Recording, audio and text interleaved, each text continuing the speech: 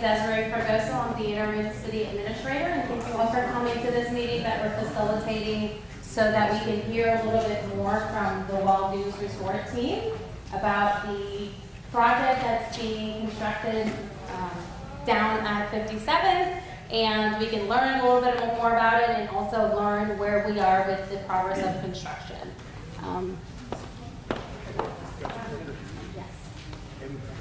So first, we're going to hear from Dan Batista. He's the Senior Vice President for Lowe. He's going to give us a project overview, and then we're going to hear from Mike.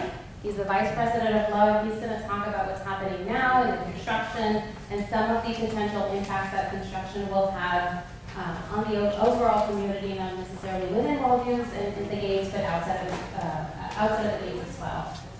Then we're going to open it up for questions for about 30 minutes. We probably won't have enough time to answer all questions. You should have gotten a handout when you signed in up front. There is an email there and an email address and a website that the Wild Dunes Resort has created dedicated for updates on the project. So we're going to have an opportunity, everybody's going to have an opportunity to submit questions if you were not able to get yours answered today. So in order for us to have a productive and respectful conversation and presentation, I would hope that all members of the audience can agree to listen respectfully, criticize ideas and not people, avoid lame and inflammatory language. I know that we can get all emotional on some of our most important issues, but if we can follow some of these rules, I think that we can get through the meeting and everybody be satisfied. Also, if you can silence your phones during the presentation, that way we don't disrupt the conversation. And at the end, when we open it up for questions, if you can keep your comments and questions under 2 minutes, that way we can have as many people ask questions and get them answered. With that, I will hand it over to Dan. Thank you, Desiree.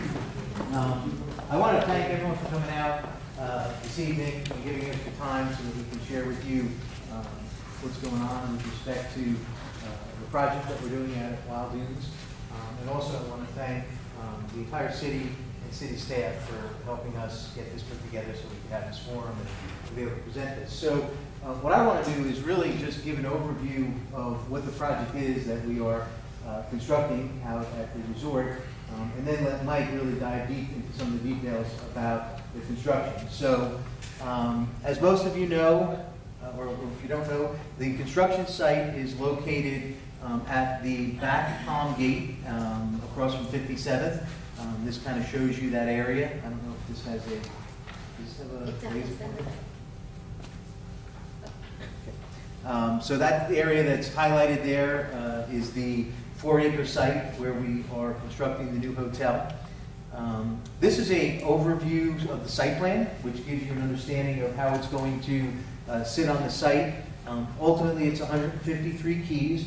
One of the major programming elements for this hotel is to create a separate resort entrance so that we no longer will be sharing with the community that entrance, which we think is going to help tremendously with reducing traffic on Palm Boulevard, because now all of our queuing traffic will be here at our main entrance, along with, it'll still have the same back gate at Palm Gate, which will accommodate contractors that are utilized throughout the community, landscapers, folks from Lowe's delivering appliances. And then the hotel will have a 10,000 square foot spa with 14 treatment rooms. It'll have a new restaurant pavilion on the plaza. It has a conference room, a function space with a ballroom, expansive lobby with a lobby bar, and then a wonderful function space on the rooftop that will be accommodated for weddings and public events. And we're very excited about bringing this to the resort. There will also be expanded pool facilities at Palm Cove Pool. And then most importantly, I mean, obviously the hotel is open to the public. So now having a general resort entrance, we're hopeful that all of you in the community would want to come and visit with us and spend time at the hotel and enjoy all the amenities there as well. So that's an overview of the program. This kind of gives you a good bird's eye view from the ocean to see how it fits in with the existing village buildings as well as the Boardwalk Inn. This is a watercolor rendering of the entrance and the porte-cochere for the hotel. Is that 5 stories? It's actually a podium with parking, and then 5 stories, and then a 6th level, which is the area where that function space is. This kind of gives you a view from the pool, so you can see the stories. So you have parking on the ground level. For those that are familiar with the village, it's the same type of construction where you've got a podium with parking underneath, and then you've got the structure above on the podium. It does connect to the village, so anyone that's been out on the village plaza, this will now connect seamlessly to the village plaza podium. This is the rooftop venue. That's it? And that's pretty much it for the overview on the project. Now, I do know, Desiree, I don't know, with the guidelines, I think we want to get through the presentation and then I'll open everything up to questions. So with that, I'll give it over to Mike and he will kind of walk you through what's going on with the project. Okay.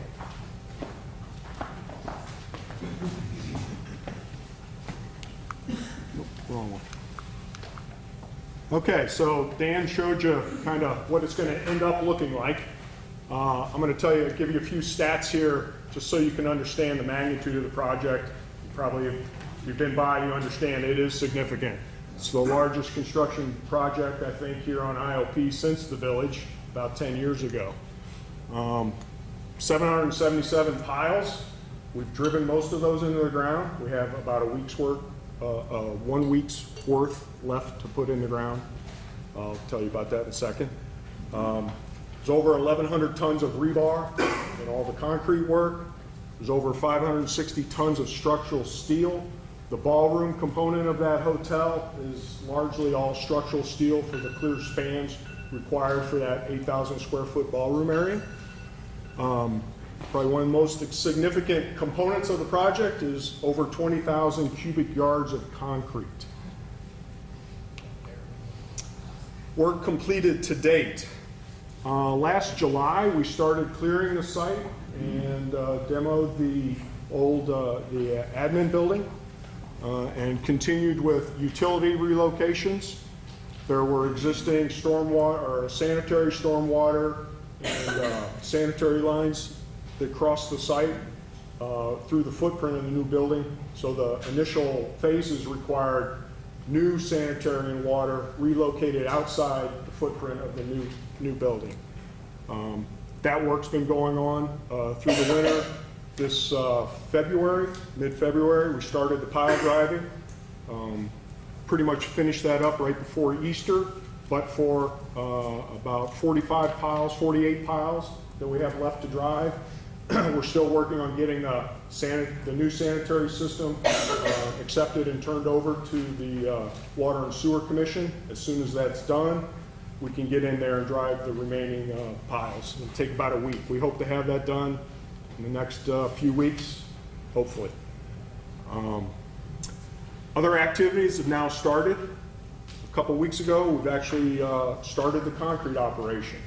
We set the base for a tower crane, and we started some excavation.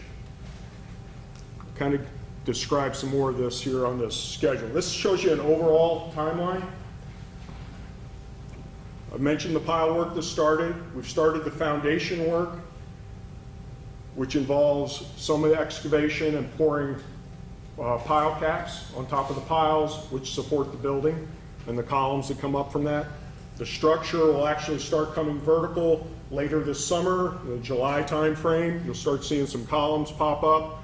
That structural work continues basically almost to this time next year. The bulk of the structure is a concrete frame building up through the second floor.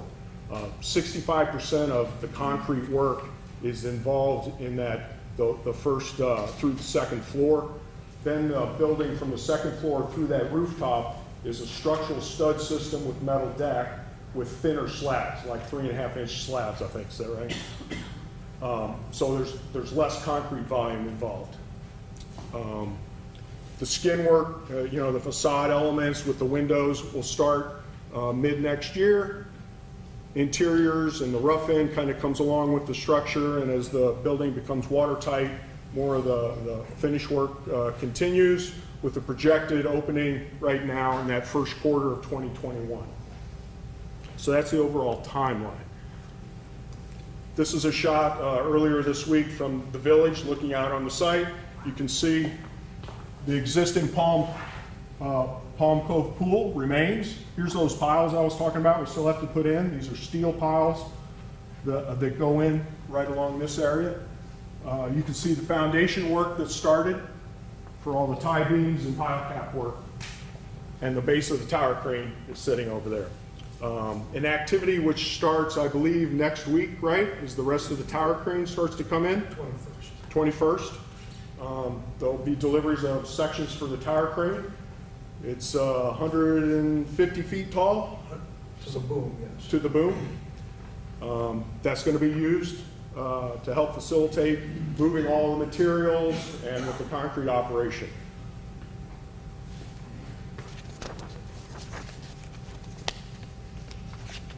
So, the concrete that I've described is a significant component of this building. And we've recognized in an issue, a significant issue, are the large concrete pours and the numerous continuous flow of concrete trucks that are going to have to come to the site. There are some very large mat foundations almost in the areas where we have the stairwells and the elevator cores. They have concrete shear walls that go all the way up the building. So there's a large support element there. These are upwards of 500 yards of concrete. To give you an idea of what that means in truck count, a typical concrete truck has 10 yards of concrete on it. So if you have a 500-yard pour, that's 50 trucks coming to the site, 50 trucks leaving the site. So it's quite a bit. And it's a continuous flow. Every 6 to 10 minutes, those trucks are being called to come and get the load to the site. We've recognized that scheduling these large pours during the day is going to mix a very high volume of concrete truck traffic in with the normal beach traffic that we even have coming down Palm Boulevard. Obviously, to restate the obvious, there's a potential for these extended traffic backups.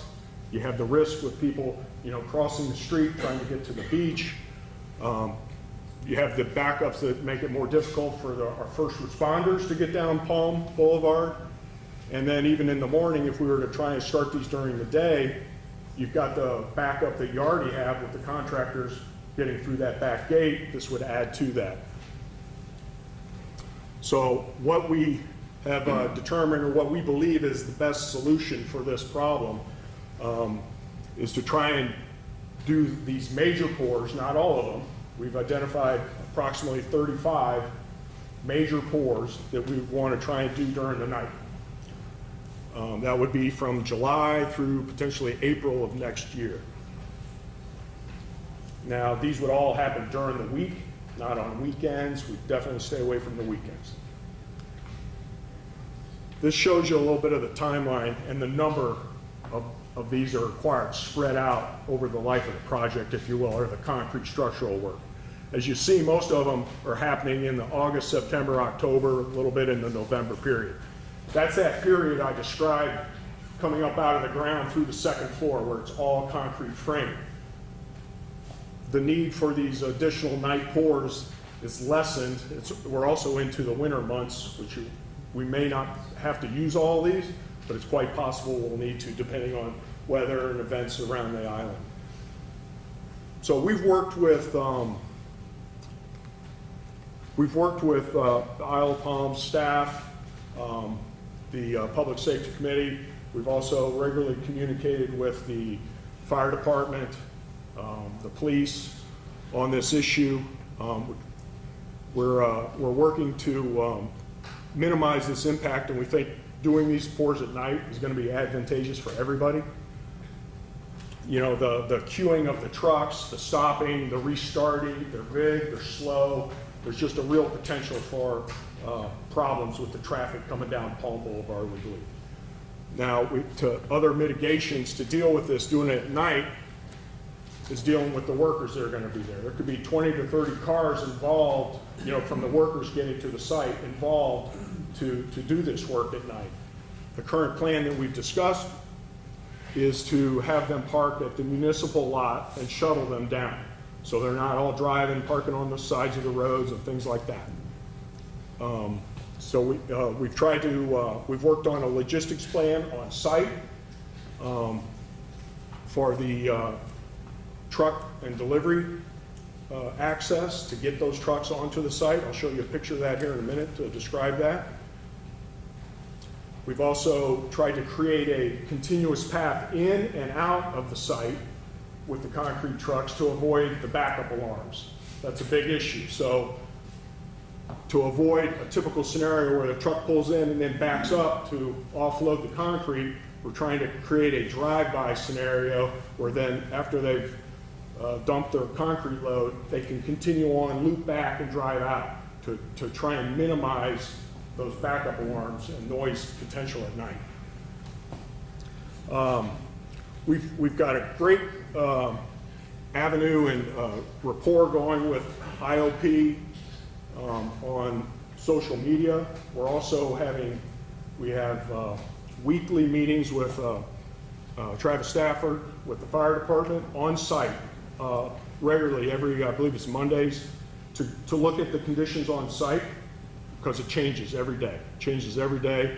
So they're well aware of what's going on. It helps them to understand, what issues they may have if they do have an emergency and have to get to our site or through our site. So that's been working very well.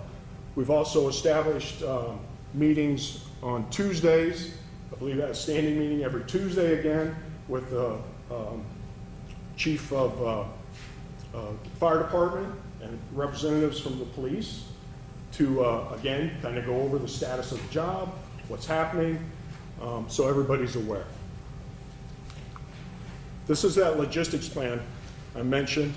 So you can see we've tried to create a road coming in the site and then loop back around to get the trucks back out.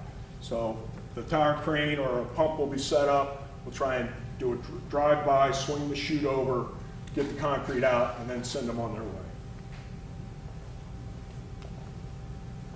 So we think the benefits of this are pretty obvious to not mix in these additional concrete trucks in the heavy traffic conditions, reduces some of these potentials for pedestrian issues and the emergency vehicle access. The other key element is, as you noticed, the majority of this is going to happen this summer. We want to try and avoid delaying the operation and create a problem where we're doing this again next summer. So we're really focused on trying to get through this, kind of rip the Band-Aid off and get through this. And as mentioned, we want to eliminate or minimize that additional congestion at Palm Gate. So we recognize the concrete deliveries as a significant issue, but there are concrete pours that are going to be happening all the time in general. Smaller deliveries that will continually happen. That's just what it takes to build a building. So, but these focused events on the large pours is what we had a significant concern with, and we feel this is the best way to mitigate that problem. That's all I have for now.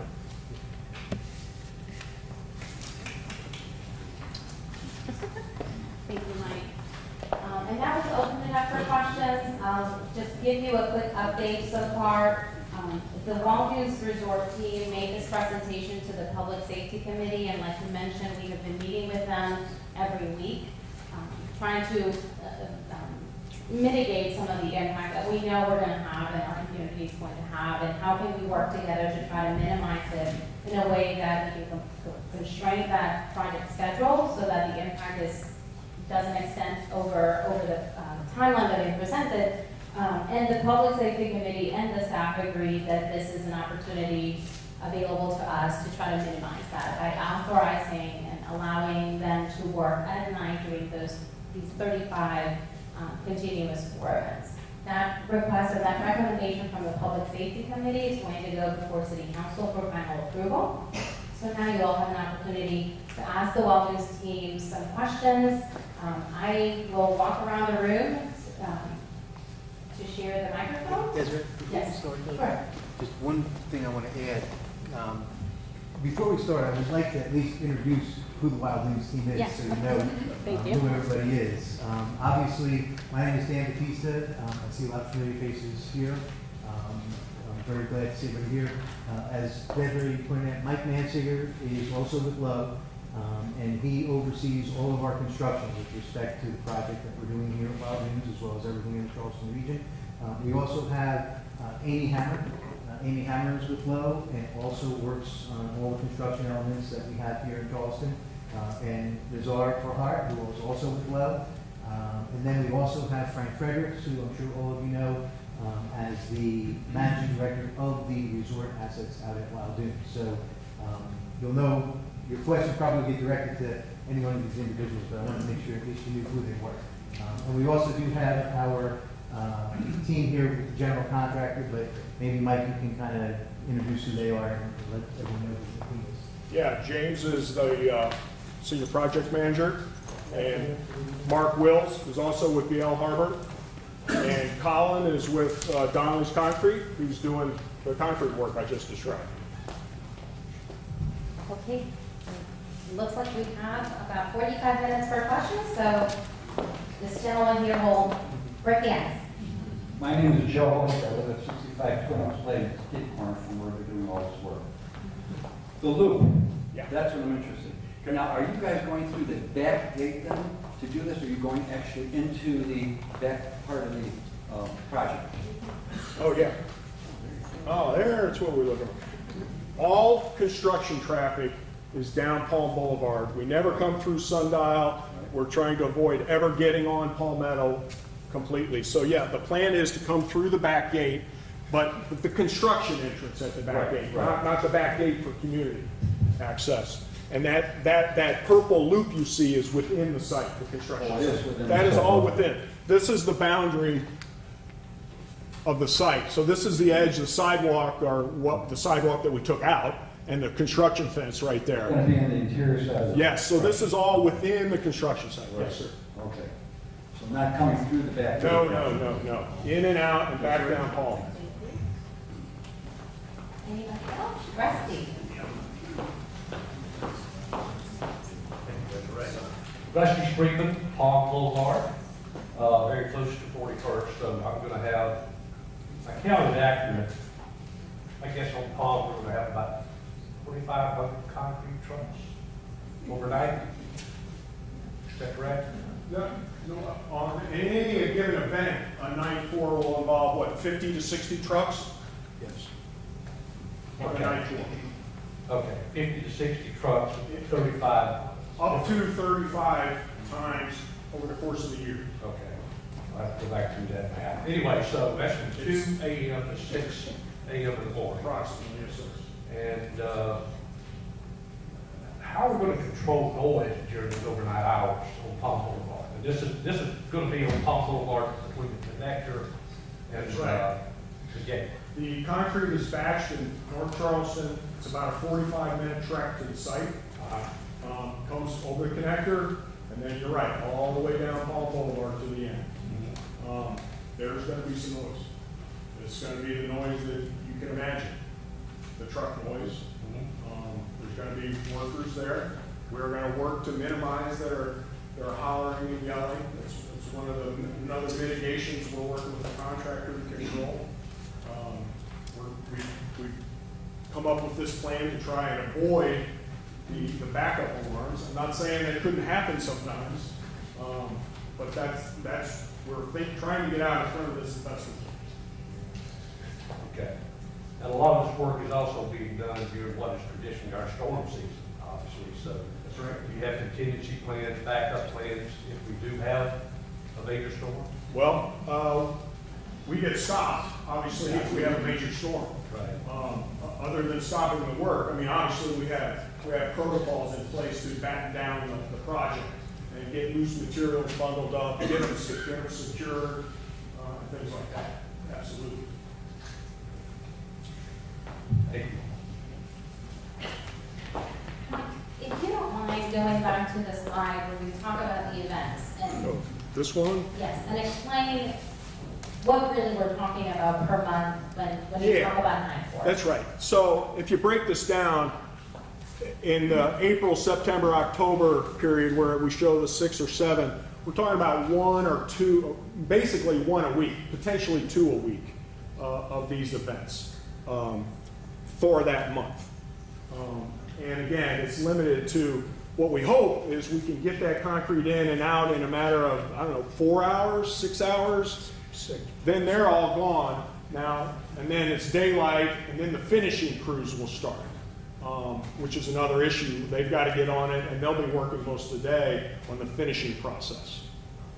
So it is really just the placing of the concrete that this operation is limited to. But we don't plan on doing any other work out there. There won't be other activities like doing utility work or anything like that. It's not advantageous to the contractor or anybody to do those other activities. This is solely related to the issue of the traffic and trying to mix this many trucks in with the amount of traffic. Elizabeth? Elizabeth Campson, I'm not living on Palm, or in Palm Dunes, but I was wondering, was this type of construction schedule on, was this type of construction schedule necessary for the villages, or did I just not remember that, or did that happen then? Yes, this was typical of the village as well. Although I don't think, I'm trying to think about concrete pours, Dave, you might be able to help me. Yeah, some of the pours extended into the Into the evening evening hours, hours, and, yeah. whatever, depending on. So we did have some back magnitude. as well, but this is more, I think, focusing on a concentrated effort to keep them overnight and do night pours. But we did have overnight pours. As a matter of fact, we also had overnight pour when we did the Pompo pool. The construction team can explain why it's important to keep these trucks continuously moving down and delivering concrete. But there was similar activity with concrete on the village and the Pompo. Yeah. To piggyback that, another issue with the concrete deliveries and the amount of time it takes that I just described, the 45-minute, typically you have about 60 to 90 minutes to get that truck from when it's batched into its final resting place. It's often it can happen where you can get caught in traffic or whatever. That truck shows up at the site, they look at the ticket on when it was batched. It's basically what they call timed out.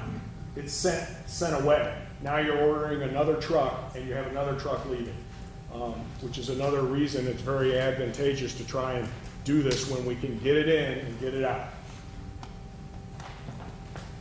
My name's Randy. I live over on Sandpiper Road. The thing I wanted to go over again, you had on one of your slides there, the mitigation for the contract tractors.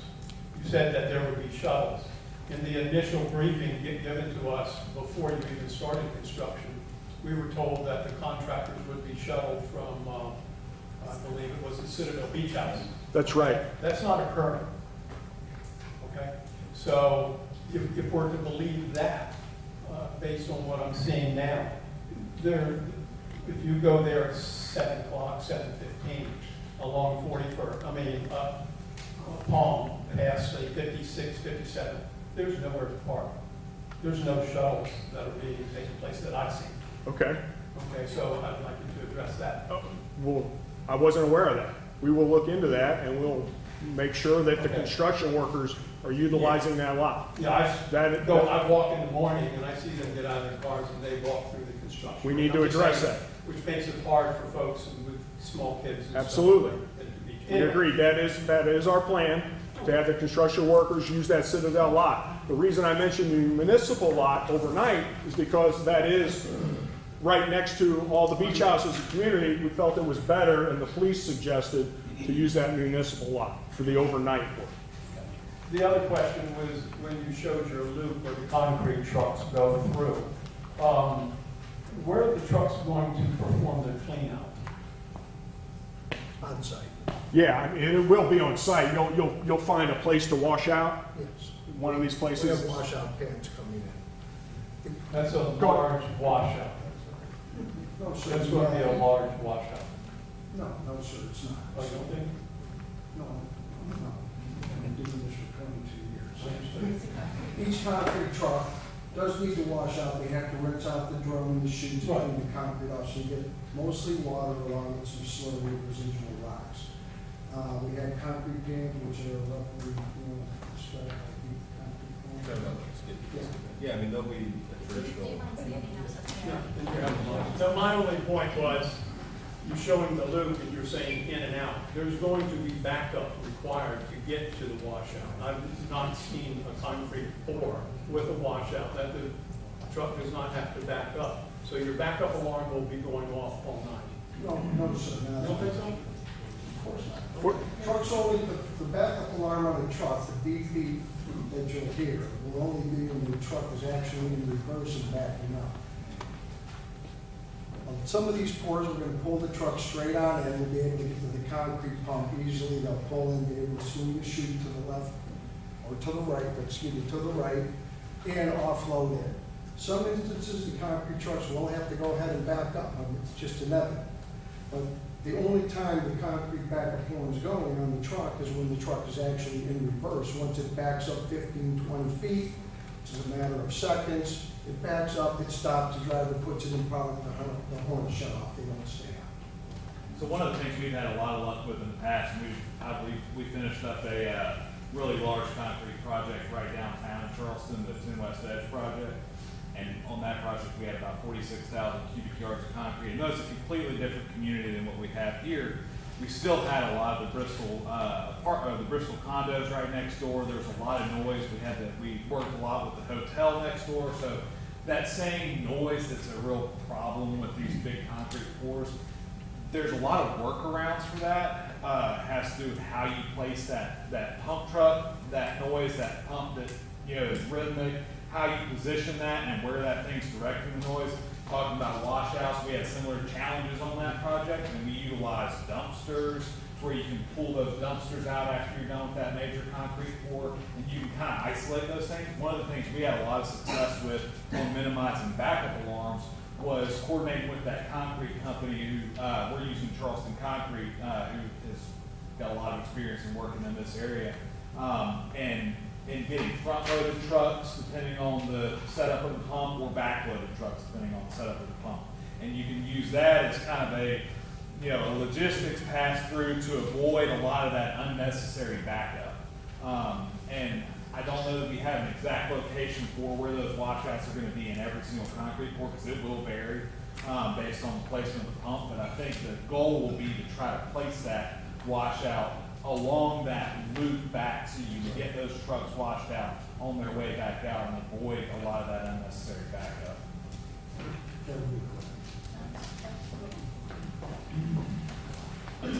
I'm Karen. That's up here. Is the original contractor, general contractor, still here? Is the signs? I don't see the signs for them anymore. Choke Construction, we entered into an agreement with Choke Construction to do that initial utility relocation and the demo. BL Harbor. So they're not going to be building. No, BL Harbor is the general contractor that. See, all of a sudden they're gone, but they switched contractors. Well, they're almost done. They're almost done. One other thing, our road is the road that backs up where the Palm Gate is now. And Yes. when they initially put that in, they were just going to put a road, but one of the neighbors hadn't put the wall that's there now. They would have done it, but he hadn't put that big wall. Right, all along here. Also vegetation. Yes. Are they going to widen that at all? You said that would still be there. not Yeah. For the visitors, but. The wall and the community entrance there is going to be restored. But the wall's How not, much the wall's wide not will moving. that road be? No, the wall's not moving. In other words, that wall Yeah. stays in place. Yeah. Oh, they're not, okay, we had heard they were gonna widen that road a little bit too. Well, this, Palm Gate Road. it's gonna, I Well, don't know. go back to the, if we can go Oh, all the yeah. way to the beginning. Yeah, we can show you. Site plan. Oh, Yeah. here you go. Yeah. It'll So- come in, this is an exit lane, so it'll kind of come back to the way it was with an exit lane. Okay. This is your exit lane. Yes. You'll have a lane in, and it'll open up into two lanes. This is the guardhouse, and people with passes, barcode, can split right here and go on through. And again, the gatehouse now, it used to be up here. We're moving it back in further, again, to help with the queuing and get the morning traffic, waiting to get the contractors that wait for the guards to get there, get them in and off of Palm Boulevard. So I think the question though, is, as far as the configuration of the back gate right now, it's relatively the same.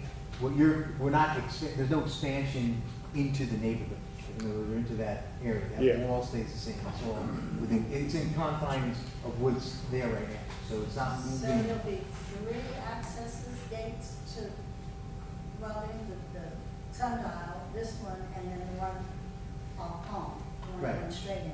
Mhm. You get 3 ways in and out, okay. Yep.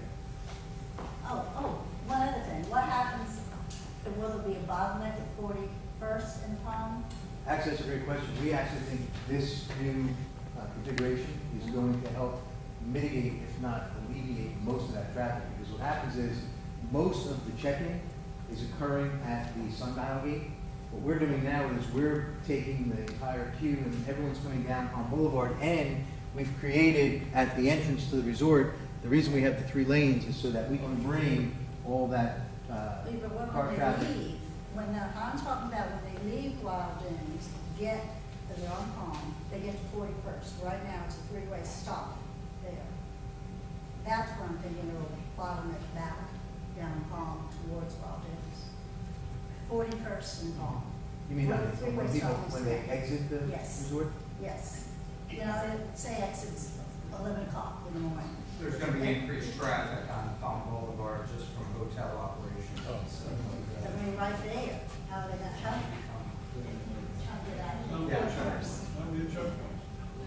Well, I mean, the question then is, how much increased traffic do we think will be from? Yes, 135 rooms, double, probably 2 cars. Frank, do you want to maybe talk to the ideas? You can use the microphone up there. That's all. I think I'm pretty loud, but there will be increased traffic, obviously, because we're adding 153 guest rooms for overnight guests. What's sort of unique about the hotel addition is that the majority of the business that we'll be booking in it is conference groups. And for the most part, conference groups don't drive in.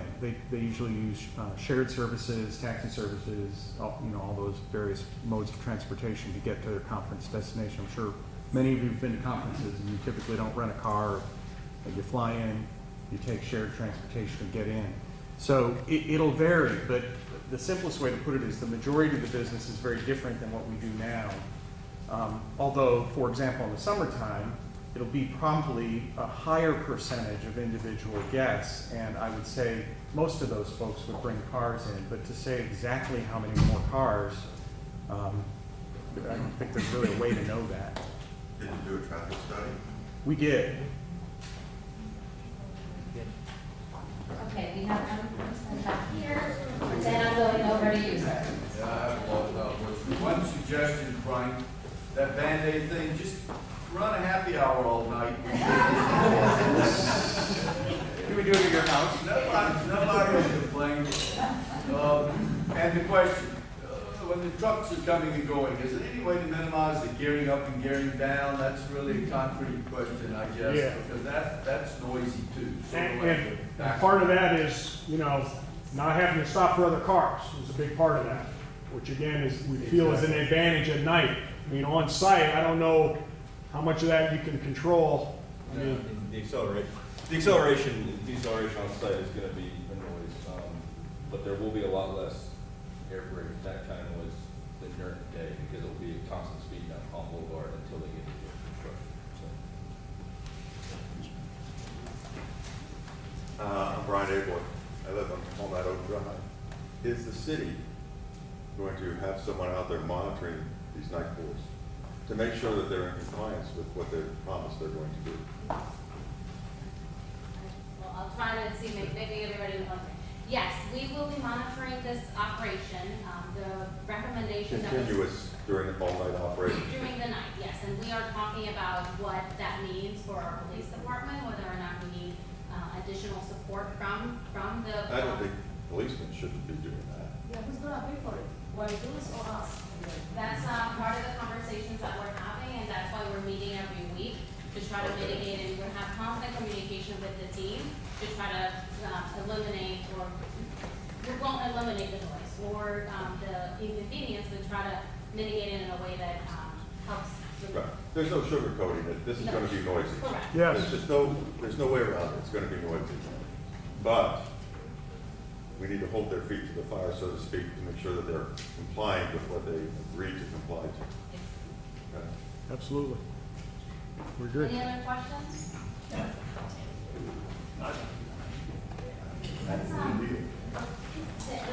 let the gentleman here first, and then I'm just curious what other activities will be going on besides the concrete pours in the next 6 months? So you think, I mean, this is more than just concrete pouring, I think, we're doing a construction job. You're absolutely right. I mean, a good point. I should have mentioned it. During the day, there are a lot of deliveries. I mean, there's the plywood, the carpentry, there's a lot of work that goes in. It's not just pouring concrete, you build formwork. There's the rebar deliveries. Right now, there's the excavation, so we actually have, trucks leaving the site with loads of, soil.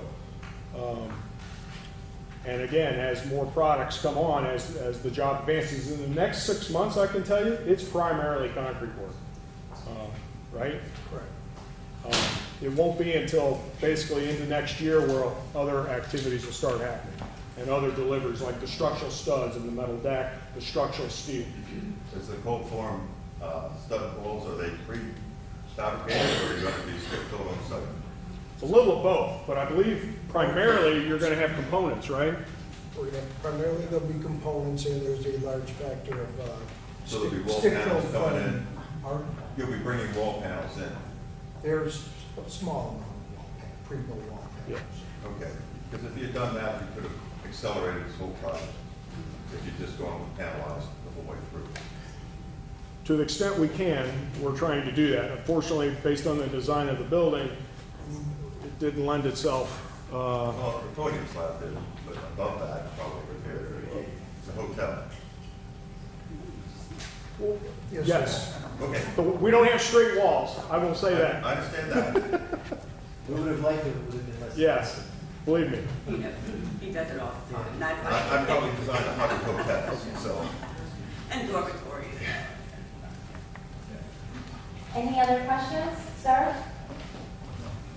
I don't know if it's a little bit premature to ask this question, but recently I read in the newspaper about water consumption. Isle of Palms is being told that we're taking too much water out of the ground, and water bills are going to go up, they're going to have to buy water. Have you projected the amount of water consumption solely for the new hotel? Which means, the more water we use, the more water we take out of the ground. They've already, what I read was that our water bills are going to go up solely now because we're taking too much water out of the ground. Based on whatever you're about to say as far as the water consumption, I can only see our bills are going to go up more as a direct result of the hotel. I'll take that. Because our bill goes up too. Yeah. I would say that is clearly a question for the Isle of Palms Board of Safety. I know that when we went through the planning for the hotel, we met with them. Obviously, we paid or required impact fees. We are actually paying for the new lift station that's being built on the site to handle not only the sanitary sewer waste from the hotel, but further down along the community. But I do think that's a question for the Isle of Palms Board of Sewer Commission. We obviously went to that utility company and asked them about the ability to service this site, and they provided us with the ability to do so, and we paid the necessary impact fees. I don't know, clearly we're going to be using water at the site. I can't give you an effective answer, but an answer to that would have to come from them. I think that they would be better served to be able to explain the water situation. Ma'am? I'm Laura on a question about the comment here about the sidewalk provided while the pump is being moved. Has the pump been moved already? So what was It's in that? the May David, it says that when the pump is being moved, that there's going to be a new area for the sidewalk for the bikes. So has that pump already been moved? The old lift station. Oh, the old lift station? If that was the question, yeah, there was an old lift station over here. That has been removed. So what have you done for the bikes? Because there's nothing that's been done for bikes. No, yeah. The safety issue I have here is that, first of all, you have this fence that impedes on the sidewalk. Yeah. And it impedes a lot, right at Racket, as you cross Racket onto Palmetto. There's a construction fence right here along Palmetto is what you're describing, right? And there's a sidewalk crossing sign right here, and we widened this sidewalk on this side. It is not that wide, and the people who drive on that sidewalk, or people who are pushing baby strollers, they are like, there's no differentiation between the road and the sidewalk. It's just a white line. And I have seen so many people coming down, walking on the road, or the bikes that come onto the road, or people with the strollers. There's not really a safety area for that, because it's just really, people driving in Wild Dunes do not drive slow.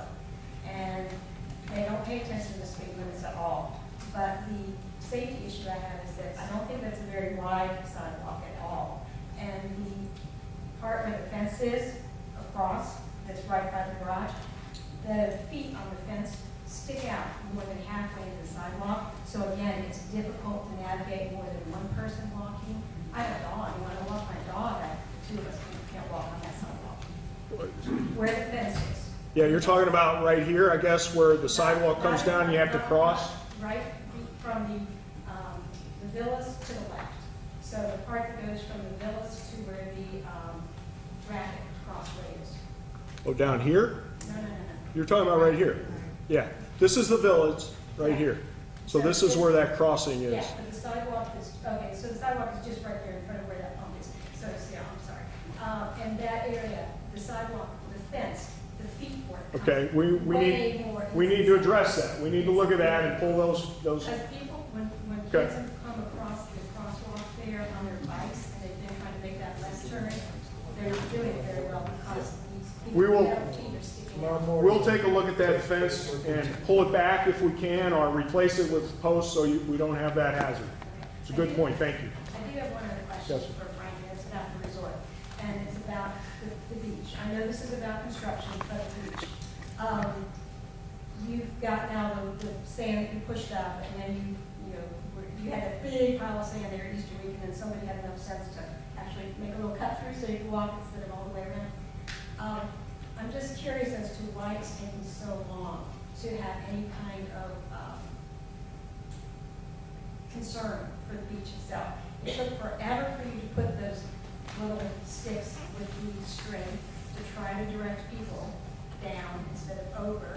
I know I mentioned this to you like a long time ago, and people on Dog Beechwood- walking. Yes, dog walking. And people on Beechwood East, they had those strings and those sticks up for a long time. And I think you had mentioned something about the permanent structures, and that's really not permanent structures. I'm just curious as to why it took so long to try to keep people off those areas that grasses were planted on, and to be more proactive as a resort of managing the beach and caring for the beach, and maybe having somebody who monitors the trash and the litter that's left at the end of every day in front of the resort area. Yeah, that's a lot. Yeah. So,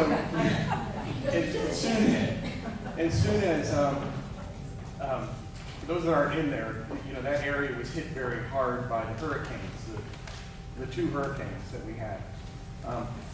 The first thing we did was apply for permits. So we can't do anything on the beach, just like none of us can do anything on the beach without permits. Our permits were, our permit application was requesting that we rebuild everything that existed there before, and that permit was denied twice. So that's the reason the process took so long. When I ran into you that day, we were still in the process of waiting for the second answer, which was a denial. We finally met with OCRM, which is the Office of Coastal Resource Management. They oversee, at least for this purpose, what anyone can do on the beach. At that point, we said, look, the dune that was built is practically gone because people are just climbing over it. So as a resort, we can't just plant things there, put up fences, we can't do anything without OCR's approval. Finally, in the end, which was just, the past few months, they approved us building a secondary dune, which is closer to the water's edge, because that initial dune was pretty much destroyed. And so we did that, and that wasn't push sand, just to clarify. That was added sand. Of course, that's beach compatible sand. And then they, in that final permit, they permitted us to put those ropes up. You can't just do that without a permit. And we still need to just add the secondary fences in front of the secondary dune and put plantings on top. From what I've observed the last few weeks, people are sort of obeying that little rope path. So that'll give us the opportunity to grow that secondary dune. We've hired, or are about to hire an engineer to monitor the growth of that dune, because we have sort of a commitment that that dune has to grow by the fall, or else we will not eventually be permitted to put the walkways back in, which we think are important because it firmly directs people and makes it more convenient for them to walk on a walkway versus in the sand. It's also much nicer for folks that are in the large handicapped wheelchairs to get off the soft sand, as well as folks with buggies and all that kind of stuff they take out. As far as trash, we do monitor constantly. We have staff out there to pick up trash all the time. The city provides they kind of put a lot of extra trash cans and recycle bins out there as well to assure that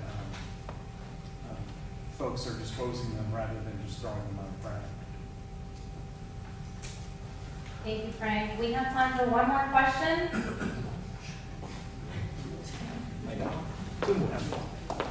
Or two.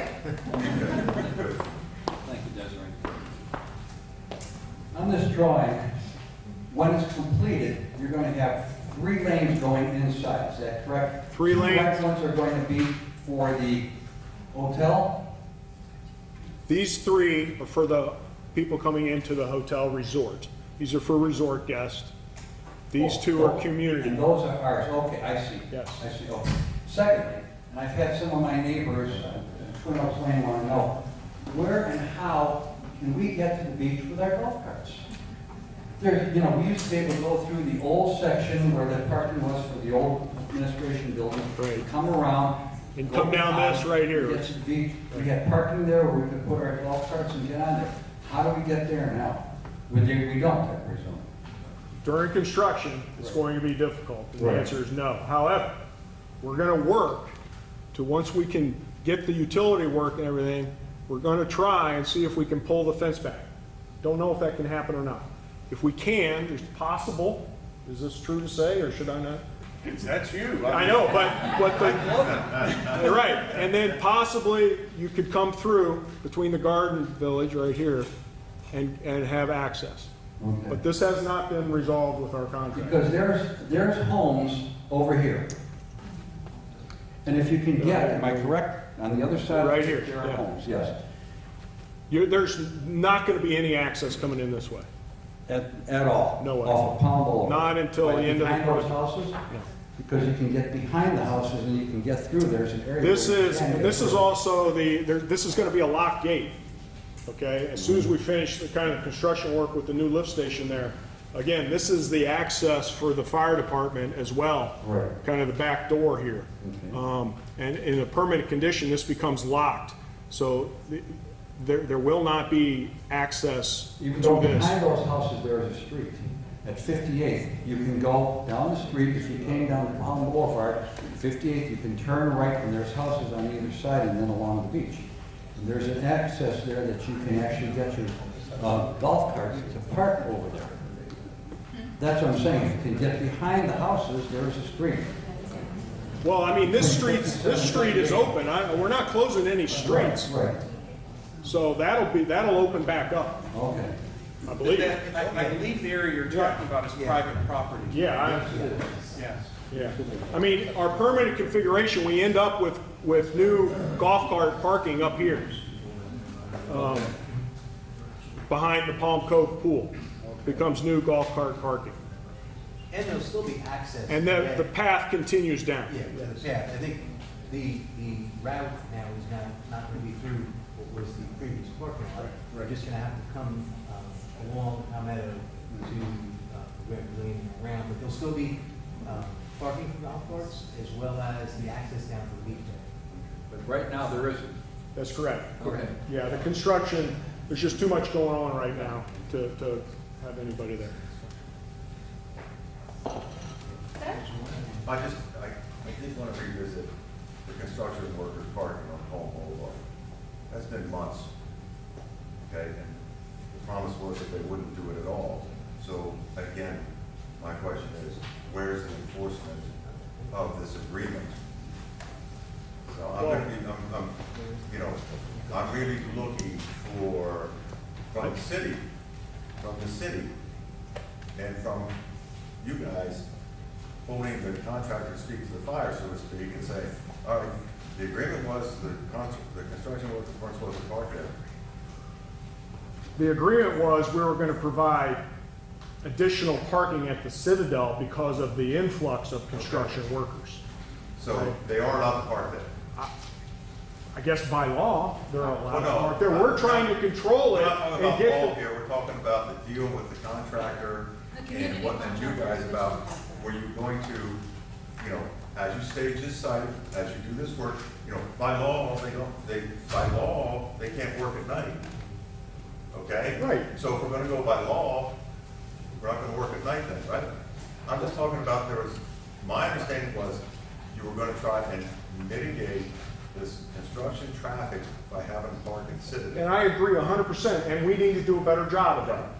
And we're going to work on that starting tomorrow. My concern is if that slips through the cracks, what else is gonna slip through the cracks if we don't have somebody monitoring it? Well, who is monitoring it? Well, we need to do a better job. We're going to work with the city to help us if we need to do a better job. If we can't control ourselves, and I have to start paying for a police officer to be down there to make sure our contractors are behaving properly, that's what we'll do. I'd like to add that the community contractors additionally park in that area and they pick up their guys to shuttle in, so it's not just the construction site. So it's gonna be shared. But I'd say probably 50% more walking into your site. We currently have staffed up in there, but. Point made. We'll take care of it. So the director just said he's gonna start directing his people to start parking on this area from tomorrow morning. Great. All right, thank you, everybody. That is it. If you, when you're home, and if you think of any other questions, in the handout, there's some contact information that you may want to use. Again, have a nice evening. Thank you all for coming, and we hope to see you soon.